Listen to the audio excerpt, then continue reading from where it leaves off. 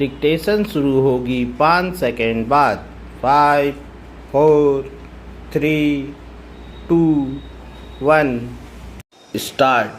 पश्चिम बंगाल में चुनाव नतीजों के तत्काल बाद जो हिंसा हुई थी और जिसमें भाजपा एवं तृणमूल कांग्रेस के कार्यकर्ताओं ने एक दूसरे पर हमले किए थे, वह करीब करीब थम गई थी। लेकिन पिछले दिनों जिस तरह टीएमसी के महासचिव अभिषेक बनर्जी पर हमला हुआ और गत दिवस इसी पार्टी के सांसद कल्याण बनर्जी भी भीड़ के आक्रोश एवं पथराव का शिकार हुए, वह कोई शुभ संकेत नहीं। इस सिलसिले को रोका ही जाना चाहिए। यह स्वाभाविक है कि अभिषेक बनर्जी और कल्याण बनर्जी के साथ गुस्साई भीड़ ने जो धक्का मुक्की एवं मारपीट की, उसे तृणमूल कांग्रेस एक बड़ा मुद्दा बनाने की कोशिश कर रही है। लेकिन हालिया चुनाव के बाद जो हिंसा देखने को मिली, उसकी तुलना उस भीषण अराजकता से नहीं की जा सकती जो पिछले विधानसभा चुनावों में तृणमूल कांग्रेस की जीत के बाद देखने को मिली थी।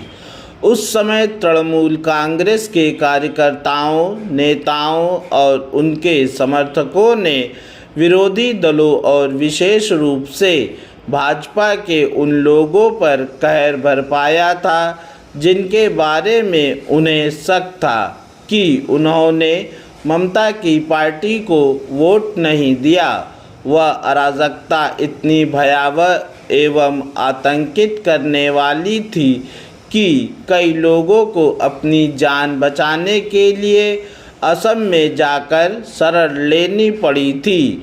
यदि तब ममता बनर्जी ने उस हिंसा को गंभीरता से लिया होता और उस पर रोक लगाने की कोशिश की होती तो शायद आज जो कुछ देखने को मिल रहा है वह नहीं दिखता।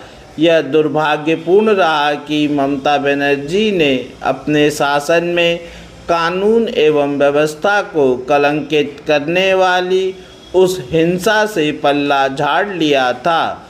उन्होंने ऐसा ही उसके बाद की राजनीतिक हिंसा के मामले में भी किया। बंगाल के बारे में इसकी अनदेखी नहीं की जा सकती कि यहाँ राजनीतिक एवं चुनावी हिंसा का एक लंबा दौर रहा है। एक तरह से राजनीतिक एवं चुनावी हिंसा बंगाल की राजनीतिक संस्कृति बन गई है।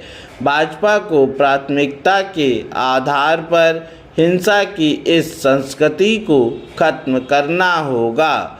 उसे ऐसा इसके बावजूद करना होगा कि इस बार हिंसा का वैसा भयावह रूप देखने को नहीं मिला है।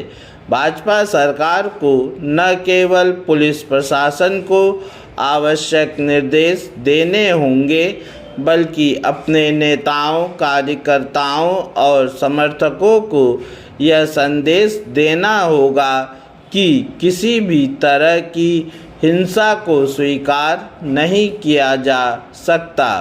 बंगाल में हर स्तर पर वास्तविक सुधार के लिए यह आवश्यक ही नहीं बल्कि अनिवार्य है कि कानून एवं व्यवस्था को ठीक करने को सर्वोच्च प्राथमिकता दी जाए। इससे ही राज्य सही तरह से पटरी पर आएगा। कोई भी राज्य सही तरह से तभी आगे बढ़ता है जब वहाँ कानून एवं व्यवस्था नियंत्रित होती है। पंजाब के कई क्षेत्रों में अवैध खनन गंभीर समस्या बनती जा रही है। स्थिति यहाँ तक पहुँच गई है कि अब पंजाब एवं हरियाणा हाईकोर्ट को हस्तक्षेप करना पड़ा है। कोर्ट का हालिया आदेश आनंदपुर साहिब पुल के नीचे चल रही कथित अवैध माइनिंग पर आया है।